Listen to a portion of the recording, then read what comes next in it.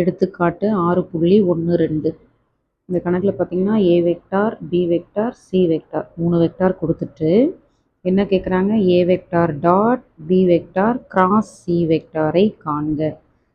So 3 வெக்டாரில் ஒரு டாட்டும் ஒரு கிராஸும் இருந்தால் என்னன்னு எழுதலாத, A vector box product of A vector comma B vector comma C வெக்டார்னு எழுதலாம்.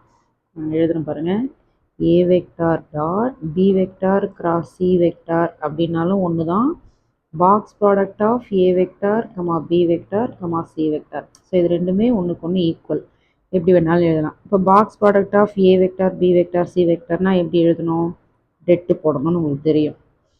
ஸோ டெட்டு போட்டுட்டு ஏ வெக்டாரில் இருக்கிற ஐஜேகேவோட கீழ் எடுத்து இங்கே எழுதணும். அப்புறம் பி வெக்டார் இங்கே இருக்குது பார்த்தீங்களா, இதில் இருக்கிற ஐஜேகேவோட கீழ் எடுத்து இங்கே எழுதுறீங்க. அடுத்து சி வெக்டார், சி வெக்டாரில் ஐ டேர்ம் இல்லை பாருங்கள், ஜேவும் கேவும் தான் இருக்குது. ஸோ ஐ இல்லைன்னா அதுக்கு பதிலாக நம்ம என்ன பண்ணணும், 0 போட்டுட்டு மீதி உள்ளதோட கீழ் எடுத்து எழுதணும். ஓகே, இதுக்கப்புறம் நம்ம விரிவுபடுத்தணும். இது ப்ளஸ் மைனஸ் ப்ளஸ் இல்லையா, ப்ளஸ் இன்ட்டு மைனஸ் மைனஸ் தான். ஸோ -3 அப்படியே போடுறோம். இந்த டேர்ம் கட் ஆகிட்டா நம்ம இது ரெண்டுத்தையும் பெருக்கி இங்கே போடுறோம்.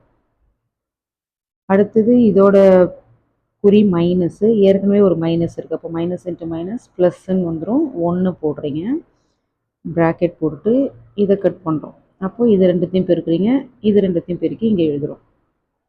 நெக்ஸ்ட்டு +5 இங்கே போட்டிருக்கோம் பார்த்தீங்களா, 5 போட்டு ப்ராக்கெட் ஓப்பன் பண்ணிவிட்டு இதுக்கு நேராக இருக்கிற நம்பரை கட் பண்ணுறோம், இது ரெண்டையும் பெருக்கி இங்கே போடுறோம்.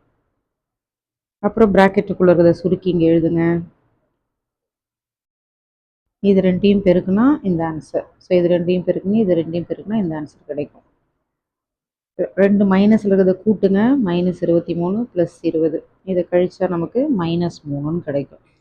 ஸோ இதுதான் A vector dot B vector cross C வெக்டாரோட மதிப்பு. ஸோ அந்த குறியெல்லாம் கரெக்டாக ஞாபகமாக போடணும்.